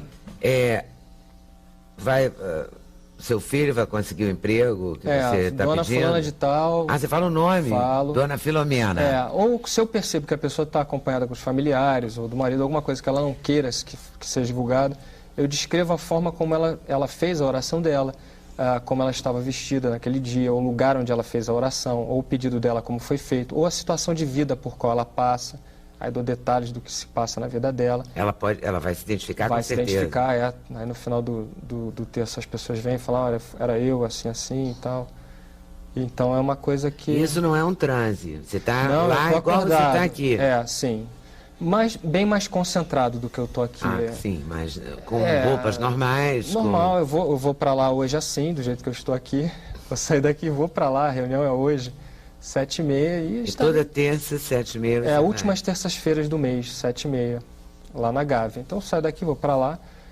No caminho eu já vou rezando, né, para já ir me sintonizando. Você vai se concentra. Sim, me concentro. E aí eu também tenho música, eu toco violão e canto entre cada mistério, né, músicas, para a gente poder já entrar no clima, digamos assim. Músicas religiosas que a gente conhece ou músicas que você faz? Músicas, as duas coisas. Então, para a pessoa já entrar naquele clima. A bem da verdade, hoje eu percebo que quando essa luz se forma, as pessoas ficam no silêncio profundo, elas parecem que sentem aquela presença, a atmosfera muda. Todo mundo com quem eu converso fala, nossa, o que eu sinto aqui dentro é uma coisa que eu nunca senti. Porque é diferente, a pessoa sente. Seja ela quem for, ela sente que há uma coisa diferente ali dentro. Isso já ajuda bastante, né? A qualidade da oração, a concentração. E no fundo, parece que passa muito rápido. Nós ficamos lá... Tempo? Uma média de 1h30 de oração, as pessoas não sentem. Sendo que essa hora já tem gente chegando lá na igreja. Porque é pequena, cabem lá dentro que é umas 600, 700 pessoas e vai muito mais. Então, já tem gente lá e assiste a missa antes de 5, 6 horas. Então tem uma missa antes. Ainda bem, porque senão vai ficar todo mundo lá dentro, esperando, né? Ô Pedro, você sai exausto? Sai muito cansado. Muito cansado. Chega a ter dor assim? Dores nas costas, na coluna, sim, tal. Pelo corpo. Varia, às vezes um pouco mais, às vezes um pouco menos. É aquele poema do Drummond, meus ombros suportam o mundo? Parece isso, sinceramente, alguma coisa assim. Dói bastante. Dói uma dor física, né? No dia seguinte eu já estou bem melhor, mas eu saio bastante doído, incomodado, aquela força que passa por mim também todo aquele sofrimento daquelas pessoas ali. É como se eu me fizesse de uma antena, né, na troca. E aí passa por mim. Também capta uma energia, né? Toda. De tristeza, de angústia. Tudo que acontece ali, eu estou ali intercedendo por aquelas pessoas. De desesperança, de esperança. Exatamente. Então, tudo isso causa um certo... E você trabalha normalmente? Normalmente. Você é advogado? Sou. De qual especialidade? Meu é direito público. Direito público, especialmente direito administrativo, né, direito processual. Eu gosto do que eu faço. Faço há muitos anos também. Nunca me atrapalhou uma coisa nem a outra. No próximo bloco, vamos conhecer o novo livro do Padre Fábio.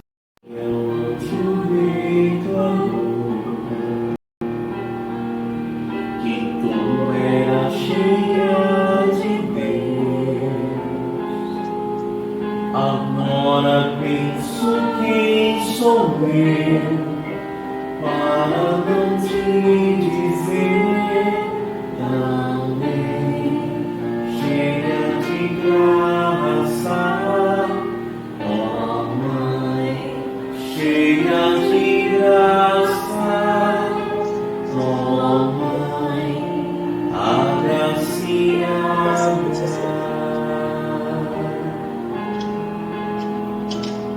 Se a palavra ensinou e todos hão de concordar, e as gerações te proclamar, agora eu também direi: tu és bendita, ó Mãe, tu és bendita, ó Mãe, bem-aventurada.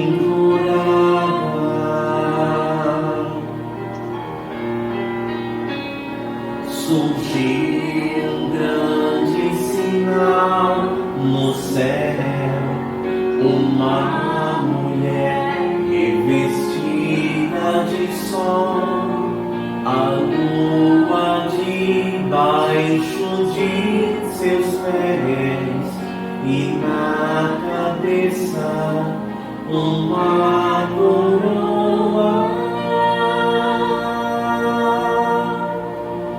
Não há com que se comparar.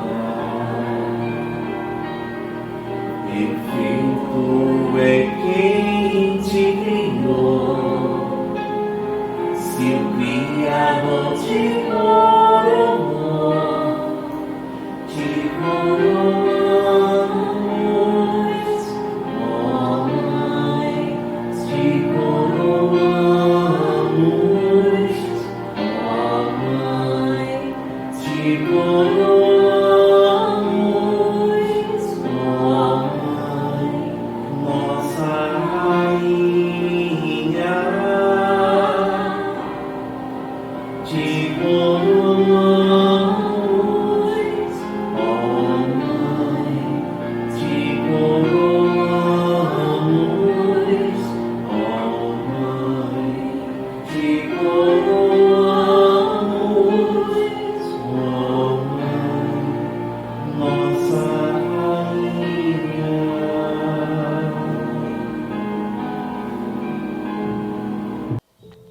Uma vez vivia um homem muito sábio. Ele era muito conhecido na cidadezinha onde morava. Todo mundo o respeitava e muitos o procuravam para pedir conselhos. Apesar disso, o seu filho era bem preguiçoso e passava os dias dormindo sem fazer nada de muito útil. Nada que seu pai falasse mudava a situação. Os anos passavam e, quando a idade foi chegando para o sábio homem, ele começou a se preocupar com o futuro do filho. Ele reconhecia que ele tinha que dar algo ao seu filho para que ele pudesse tomar conta dele mesmo e da família que ele formaria no futuro. Então, um dia, ele chamou seu filho no quarto e disse: "Filho, você não é mais uma criança. Você tem que aprender a ter responsabilidade e entender a vida. Eu quero que você encontre o verdadeiro sentido da sua vida. E quando você encontrar, lembre-se para sempre e você vai viver uma vida cheia de felicidade e alegria sempre. Então ele entregou uma bolsa ao seu filho. Quando o filho abriu a bolsa, ele ficou surpreso em ver 4 pares de roupa, uma para cada estação do ano, algumas comidas e grãos, um pouco de dinheiro e um mapa. E o pai continuou dizendo: eu quero que você vá encontrar um tesouro. Eu desenhei um mapa do lugar onde o tesouro está escondido. Você precisa ir lá e encontrá-lo. O filho amou a ideia. Afinal de contas, era uma grande aventura. E ainda por cima, ele ia buscar um tesouro. Na manhã seguinte, ele seguiu animado para sua jornada para encontrar o tal tesouro. Ele teve que viajar através de muitos lugares, fronteiras, florestas, planícies e montanhas. Os dias se tornaram semanas, as semanas se tornaram meses. Ao longo do caminho, ele conheceu muitas pessoas. Alguns o ajudaram com comida, outras com pouso para dormir. Ele também passou por ladrões que tentaram roubá-lo e pessoas que tentaram enganar ele.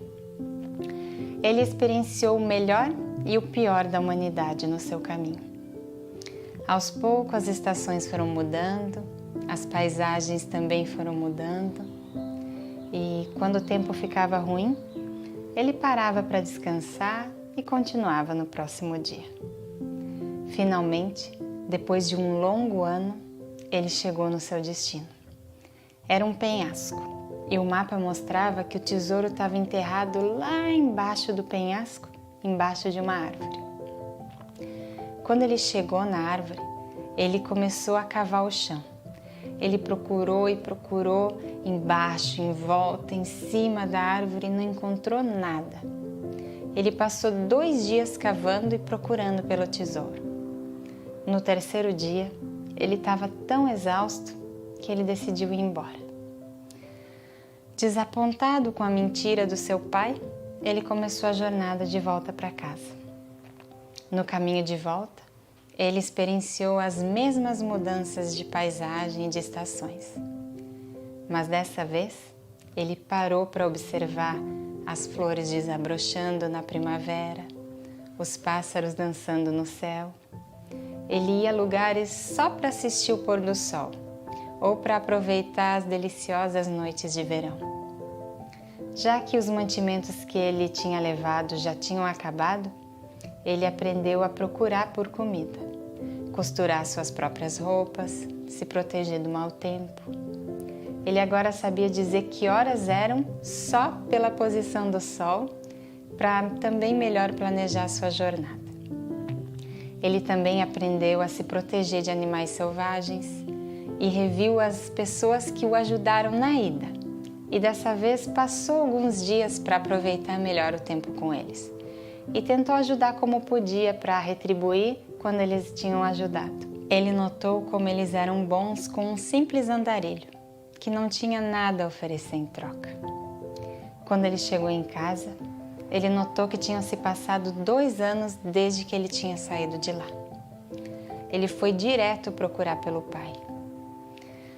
Pai, ele disse. O pai pulou de alegria e abraçou o filho. Como foi a viagem, meu filho? Você encontrou o tesouro? A jornada foi fascinante, pai, mas me desculpe, eu não consegui encontrar o tesouro. Talvez alguém encontrou antes de mim. Ele se surpreendeu com o que ele mesmo tinha acabado de falar. Ele não estava brabo com o pai. Ao invés disso, ele estava pedindo desculpas. O pai então disse sorrindo: Não tinha nenhum tesouro, filho. Então por que você me enviou nessa viagem? Perguntou o filho. Eu vou te dizer por quê, meu filho. Mas primeiro, me conte como foi a sua jornada até chegar no local do mapa. Você gostou? Aproveitou? Claro que não, pai. Eu não tive tempo. Eu estava preocupado que alguém fosse encontrar o tesouro antes de mim.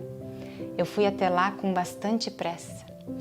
Mas eu aproveitei bastante o meu caminho de volta para casa.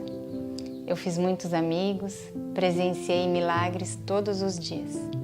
Eu aprendi a fazer muitas coisas. Eu aprendi tanto que isso me fez esquecer a dor de não ter encontrado o tesouro.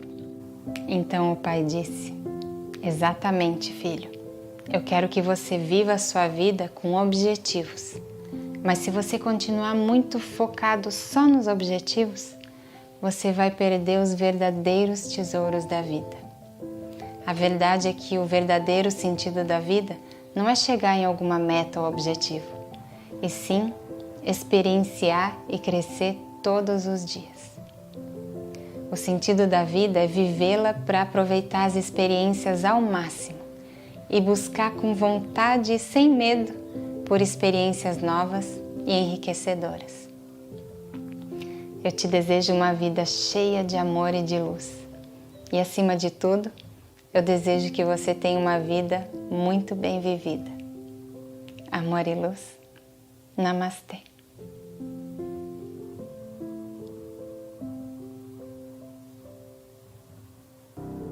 For the rest of my life, with all that I have, I do,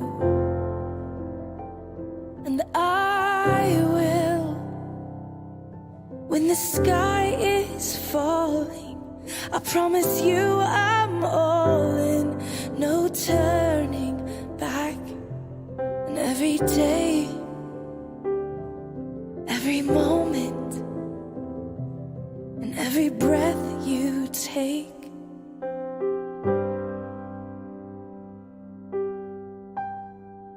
I choose you.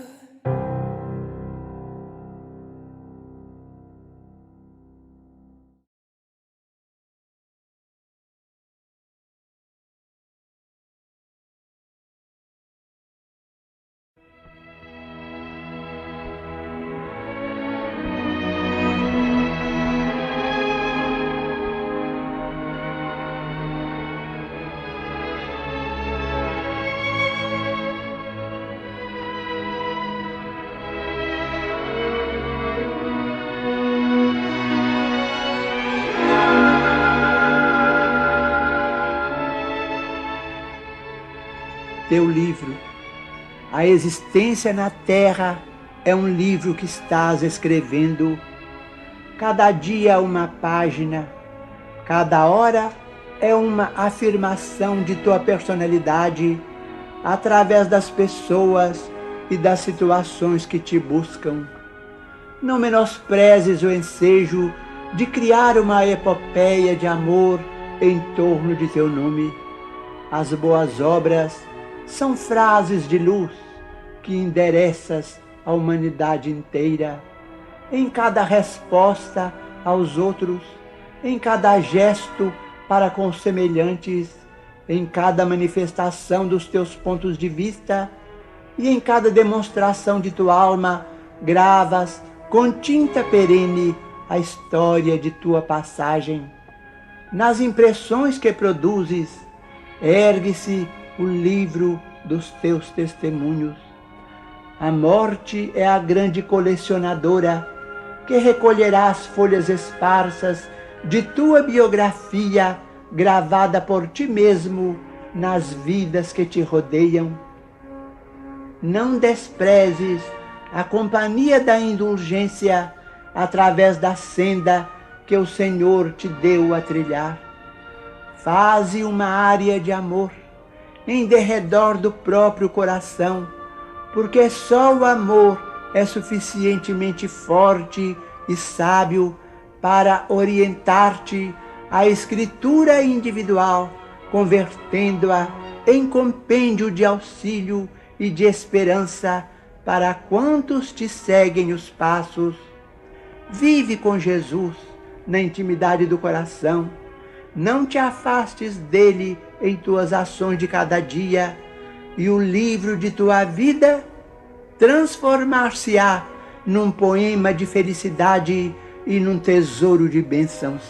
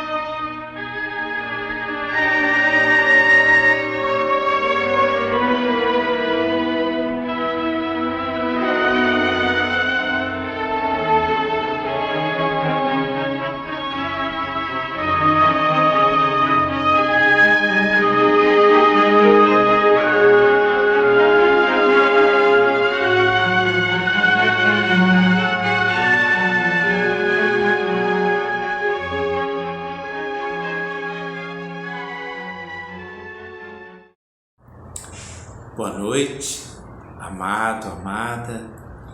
Mais uma vez, juntinhos estamos nesse espaço no canal YouTube Casinha Belém para mais uma prece juntos. Mais uma noite, nós nos reunimos para que as nossas preces, as nossas súplicas, os nossos agradecimentos se somem, criando assim uma energia de reunião, de partilha, né? E com isso, ajudando-nos a nos conectarmos com esse plano celeste, com esse Jesus amado e com todos aqueles que vêm em nome do Cristo e em nome de Deus em nossas vidas, trazendo para nós aquilo que tanto necessitamos, seja a cura de algum mal, de alguma dor, seja respostas para as nossas angústias. Enfim, aqui estamos nós, reunidos em nome desse Deus de amor, desse Cristo amoroso, desse Jesus, Mestre querido, doce Rabboni. E como ele disse, onde 2 ou 3 se reunissem em nome dele, em nome deste amor, ele estaria. Então, ele está conosco. E nós hoje, então, comemorando o Dia dos Pais. Esse dia tão especial, porque cada vez mais nós necessitamos desse modelo, dessa guiança, né? Nós sabemos que não chegaremos ao Pai, a Deus, se não tivermos bem claramente em nossos corações o pai e a mãe enquanto um roteiro interno, um modelo claro para chegarmos a esse Pai misericordioso. Temos Jesus, temos todos aqueles que de alguma forma simbolizaram na nossa vida, representaram, modelaram esse lugar de pai, mas aqui estamos nós, rendendo homenagem àqueles que cumpriram esse papel em nossas vidas. E nós sabemos que todos nós sempre recebemos alguém, um lugar amoroso que nós podemos então beber dessa maravilhosa influência paterna.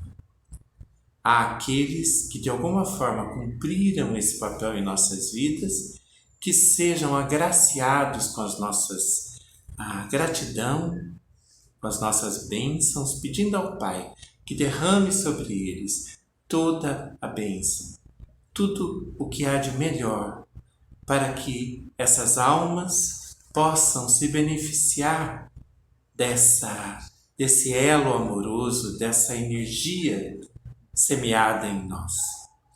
E assim, uns ligados aos outros e todos filhos desse grande Pai, desse Deus de amor, esse que Jesus trouxe para nós com a sua vida, com o seu exemplo de maneira grandiosa. Então nós vamos juntos, em nome desse Mestre amado Jesus, desse doce Rabboni, esse Pai que simbolizou a paternidade junto de nós, a humanidade, grandemente. Juntos então, em nome dele, nós vamos fazer a nossa prece, a oração que ele nos ensinou, do Pai Nosso, desse grande Pai amoroso, bondoso, que cuida de todos nós, e vamos abrir uma mensagem através do Evangelho segundo o Espiritismo, para que nós possamos então beber desses ensinamentos nessa noite para nós. Então vamos juntos, amados, lembrando de sempre deixar uma garrafa com água, um copo com água, flores, plantas colhidas, para que possam fazer parte desse processo de trabalho espiritual junto a nós, pela espiritualidade amiga. Lembrando de colocar também os lençóis para aqueles que estão em tratamento de cura, né, de saúde, para que na quarta-feira possam receber a visita da espiritualidade, e esses lençóis estarão fluidificados por esse momento de prece, onde nós todos nos reunimos nessa grande comunhão, nessa grande ciranda de amor. E assim, então, guardamos esses lençóizinhos e na quarta-feira nós utilizamos para quando a visita ocorrer espiritual, nós possamos estar então com os nossos lençóis, com essa energia fluídica preparada na prece de segunda-feira.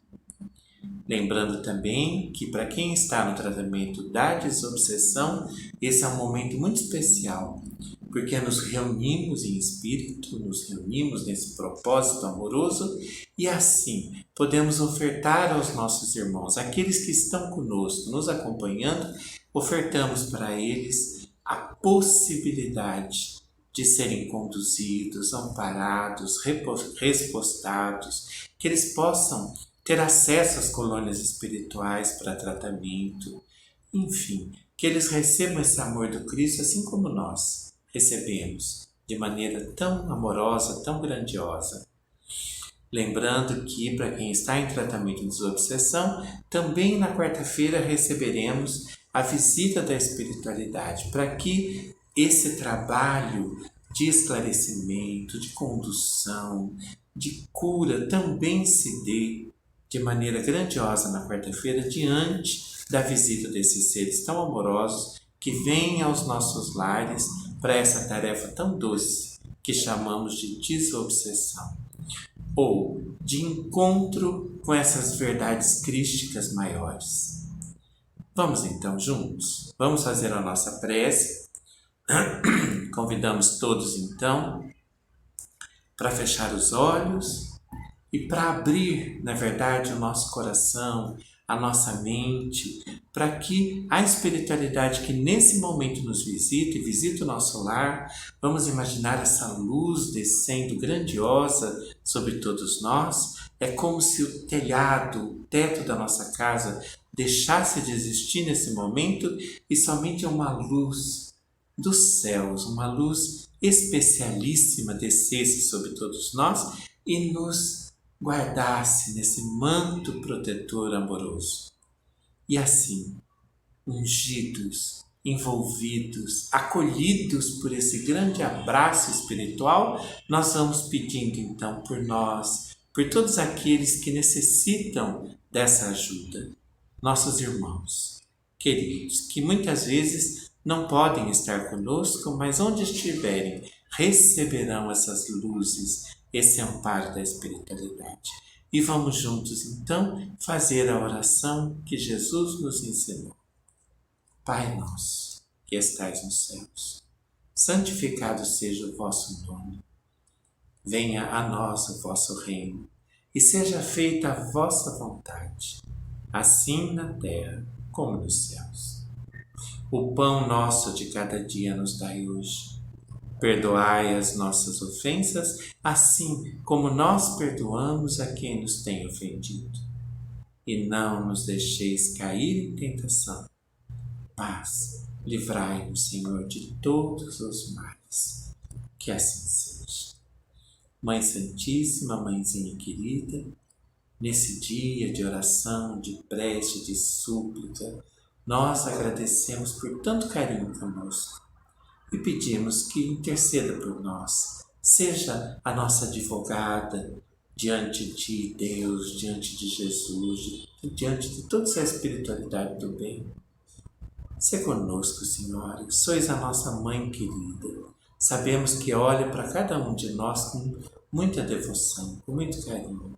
E pedimos então, ajuda-nos, orienta-nos, se a nossa mestra, a nossa condutora para esses campos de paz e de amor. Ave Maria, cheia de graça, o Senhor é convosco.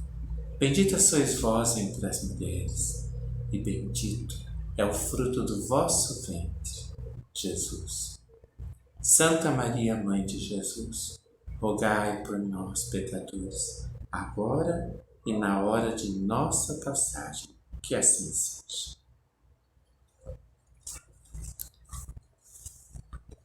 Abrimos então, como dissemos, o Evangelho segundo o Espiritismo. Caiu no capítulo 8º. Bem-aventurados aqueles que têm puro o coração. Deixai vir a mim as criancinhas.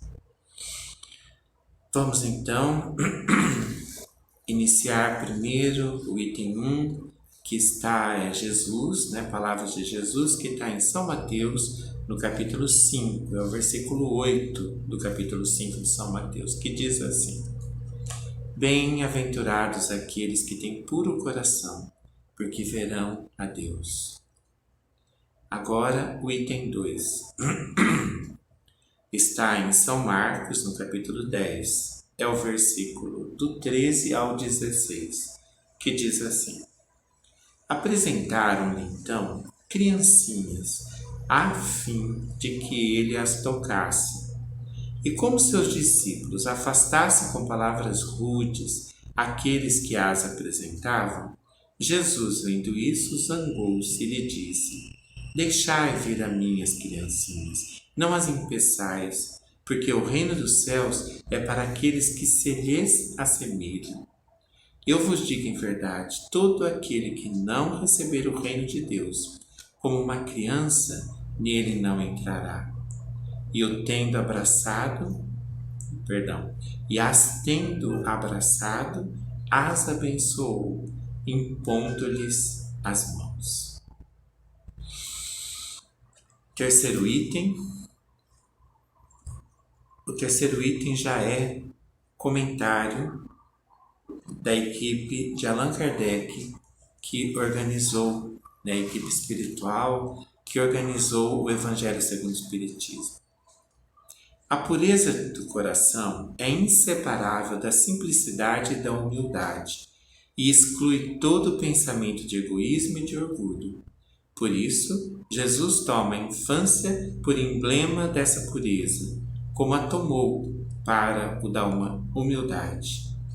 Essa comparação poderia não parecer justa, considerando-se que o espírito da criança pode ser muito velho e que traz, em renascendo para a vida corporal, as imperfeições das quais não se despojou nas suas existências precedentes. Só um espírito que atingiu a perfeição poderia nos dar um modelo da verdadeira pureza. Contudo, ela é exata do ponto de vista da vida presente, porque a criancinha, não tendo ainda podido manifestar nenhuma tendência perversa, nos oferece a imagem da inocência e da candura. Também Jesus não diz de um modo absoluto que o reino de Deus é para elas, mas para aqueles que se lhes assemelham. Uma vez que o espírito da criança já viveu, por que não se mostra a ele, desde o nascimento, tal qual é? Tudo é sábio nas obras de Deus. A criança tem necessidade de cuidados delicados, que só a ternura materna pode lhe dar, e essa ternura cresce com a fraqueza e a ingenuidade da criança. Para uma mãe, e nós diríamos aqui também mãe / pai, né? Seu filho é sempre um anjo e precisaria que assim fosse para cativar a sua solicitude. Ela não teria para com ele o mesmo desprendimento se, ao invés da graça ingênua, encontrasse nele, sob os traços infantis, um caráter viril e as ideias de um adulto, e ainda menos se conhecesse o seu passado. Amados, vamos a um breve comentário sobre essa palavra à luz dos vários recortes, né, que fizemos durante a noite de hoje. Amado e amada, quando nascemos nesse orbe, na Terra, esse planeta água maravilhoso, né, recebemos um corpo, uma possibilidade, né? Recebemos de Deus, bondoso, amoroso, justo. Recebemos uma família, recebemos um grupo, família tanto corporal quanto espiritual. E recebemos seres que serão verdadeiros anjos para a nossa encarnação. Aqueles que cumprirão junto de nós o papel de paternar e maternar a nossa vida. Pai, mãe, muitas vezes, é claro, há casos em que nascemos e somos dados para adoção ou somos rejeitados. São várias as facetas desse processo reencarnatório. Mas, atenção, amada e amada, não é verdade que sempre existirá alguém que fará conosco esse papel de paternagem e maternagem? Sempre. Deus é muito bom. Alguém sempre cumprirá esse papel, tanto do pai, da referência paterna, quanto da mãe, da referência materna. E em nossos corações amamos a ambos.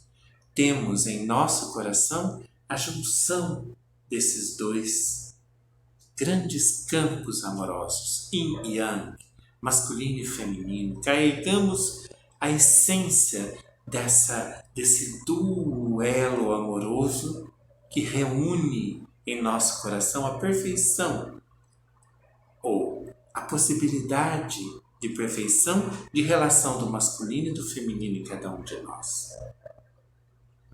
E claro, nascemos, como diz aqui a palavra, Nascemos, somos almas eternas, trazemos tendências das mais variadas, mas em chegando, em aportando, em aterrissando nesse corpo amoroso doado por Deus, há um grande período de esquecimento do que fomos, do que fizemos, do que nos reuniu, pai, mãe, filho, irmão, primo, vizinho. Nós não lembramos exatamente, salvo algumas exceções, Nós não temos memórias conscientes de tudo que ocorreu em vidas passadas. Temos, sim, memórias inconscientes, temos, inclusive, no nosso corpo perispiritual, que tem o corpo material e os corpos espirituais, Temos um arcabouço aí de memórias. Temos o corpo causal, por exemplo, que carrega essas informações em detalhes, em nosso ser, mas não de forma consciente. Então, nós ganhamos, como disse aqui o comentário, nós ganhamos a possibilidade de remodelar, de, em estando de novo aqui na Terra, sem memórias conscientes do que fomos, nós podemos carregar esses princípios que de uma certa forma nos modelam, porque sabemos que o nosso corpo físico de hoje é fruto de toda uma trajetória e que temos em nossos corpos, tanto no corpo físico quanto nos corpos espirituais, tendências,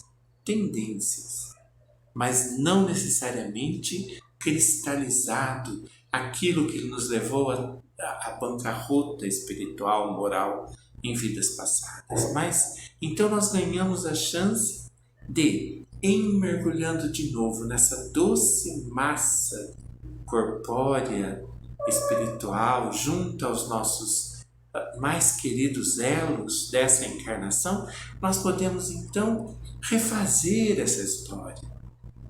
E se nós conseguirmos canalizarmos com doçura, com carinho, com amor, meu Deus, teremos uma chance de ouro a cada encarnação executada. Tanto é que nós sabemos, o progresso é inevitável, nós sempre ficaremos melhores. Por mais que venhamos a repetir alguns erros, algumas tendências se façam muito fortes em nós, de uma forma geral, caminharemos para um diapasão, para uma sintonia diferente, O símbolo daquela espiral do cachinho de uva nos define muito bem nesse processo. Andamos, talvez, muito próximo do que passamos em outras vidas, mas já não igual, um pouco acima. E assim vamos fazendo essa espiral ascendente, Sempre melhores um pouco do que fomos antes, há 100, 200, 500 anos atrás.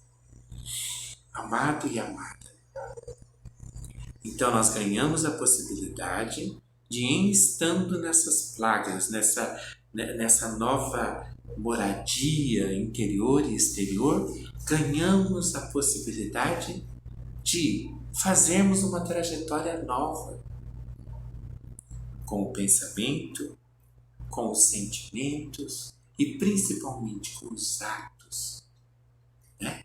Nossas mãos representando então a concretização de um novo caminho, de uma nova história. Nós podemos materializar fora e dentro ao mesmo tempo esse novo mundo, essa nova maneira de lidar com essas situações, né? Hoje trabalhamos muito na prece esse olhar, a purificação íntima, quer dizer, nós podemos pegar coisas que carregamos e dar uma nova direção para essas tendências, para essas coisas que muitas vezes ferem muito a nossa alma, o nosso espírito. E podemos então dar pureza, dar uma nova direção para tudo isso. Como? Amando, fazendo para o outro tudo aquilo que gostaríamos que fosse feito para nós e buscando esse caminho exemplificado por esse Jesus maravilhoso, por esse Deus que se fez carne na figura do Cristo. Sabemos que Ele não é Deus, Ele é Filho de Deus, mas para nós é esse Pai maravilhoso que vem carregado desses exemplos maravilhosos de como caminharmos na direção do bem, do amor, concretizando esse mundo novo, dentro e fora de nós. Amado e amada, essa é a grande reflexão dessa noite, né? Que nós possamos, pensamento, palavras e atos, que nós possamos direcionar toda essa energia para esse novo fazer amoroso na terra. E podemos, Jesus, quando chama para si as criancinhas, ele diz isso: olha, quem não tomar esse reino divino da maneira como recebem essas crianças, ou seja, cheios de esperança, cheios de gratidão, cheios de confiança. Já viu os olhinhos de uma criança pequenina quando você estica, quando a mãe, o pai, alguém que ela vê e confia? Você já viu no processo de entrega que maravilhoso é? Como eles vêm confiantes, muitas vezes nem conseguem ainda caminhar, falar, nem enxergam tão bem, mas se lançam para um futuro confiantes em que esse Deus Pai amoroso está a abraçá-los, através do pai, através da mãe, através daquele que de alguma forma passa para eles essa segurança de paternagem e maternagem desse mundo bom. Que nós também, amado e amada, possamos, primeiro, confiar e caminharmos nessa direção, também com essa confiança em nossos corações. E que ao mesmo tempo e simultaneamente, porque é sempre assim, que nós possamos ser também esses que farão na vida dos nossos irmãos, aqueles que estão à nossa volta, esse papel de paternagem, maternagem, de alguma forma passar essa segurança tão necessária para que confiem, que nós confiamos mutuamente para que possamos caminhar em direção a esse mundo de amor e de paz, de regeneração. Amado e amada, que nós possamos então ser essa figura. Hoje escolheremos bem essa imagem paterna, paternagem, que nós possamos ser como Jesus foi para nós, dando esses modelos claros de por onde seguirmos, e que sempre temos na nossa vida alguém que faz por nós esse trabalho maravilhoso de modelagem desse caminho para que nós possamos ter esse modelo e seguir esses exemplos. Nós hoje queremos homenagear, além dos nossos pais, cada um, claro, enviando essa gratidão àquele que modelou os nossos passos, paternando, o nosso caminhar. Nós queremos hoje também, além do Cristo amado de Deus, enfim, nós queremos homenagear aqui um ser que trouxe para nós esse modelo claro, bonito, bem acabado, sem, meu Deus do céu, com uma grandeza imensa, que foi o nosso querido Chico Xavier, que deixou para nós modelos dos mais preciosos, de humildade, de resignação, de amor profundo, de paz, enfim. Nós queremos agradecer a Francisco Cândido Xavier por ter sido para nós esse grande pai, este ser que paternou os nossos passos. E fechamos então a prece dessa noite fazendo uma homenagem ao nosso amado Chico. E que nós possamos então ser bons filhos e seguirmos esses modelos deixados para nós. Entre outros, e grandioso, Francisco Cândido Xavier. Gratidão imensa, Chico Xavier. Enorme.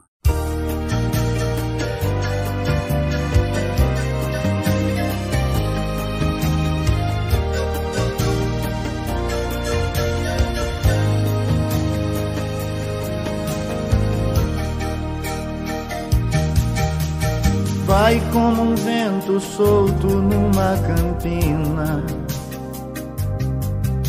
desliza na relva verde e vai subindo pela colina. Todas as folhas secas viram tapete aqui nesse chão, nos pés desse homem bom que só tem amor no seu coração. Vê outra madrugada que vem chegando, fala com os passarinhos, brinca com as flores, vai meditando. Ele é um mensageiro da alegria e jamais da dor. Quer a felicidade da humanidade, seja onde for. Ele é uma pessoa que ama e perdoa e não vê a quem. Anda pelos caminhos, levando a paz, ajudando alguém. Por todos os lugares, cruzando os mares, fazendo bem. Ele é um homem bom, distribui amor e tudo que tem.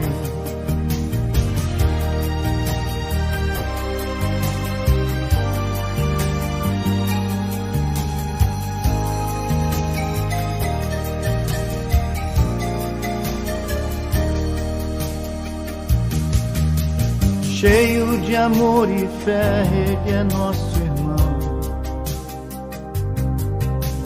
Aquele grande amigo que no perigo estende a mão. Tem no olhar a calma, tem luz na alma e na sua voz. Tem sempre uma palavra de amor e paz pra dizer pra nós. Sabe tudo que diz o livro sagrado e tudo que ele ensina em seu coração ele tem guardado. Quem sabe o nome dele, se é Pedro ou Paulo ou se é João. Só sei que é um homem bom porque tem Jesus no seu coração. Ele é uma pessoa que ama e perdoa e não vê a quem. Anda pelos caminhos, levando a paz, ajudando alguém. por todos os lugares, cruzando os mares, fazendo bem. Ele é um homem bom, distribui amor e tudo que tem. Ele é uma pessoa que ama e perdoa e não vê a quem. Anda pelos caminhos, levando a paz, ajudando alguém.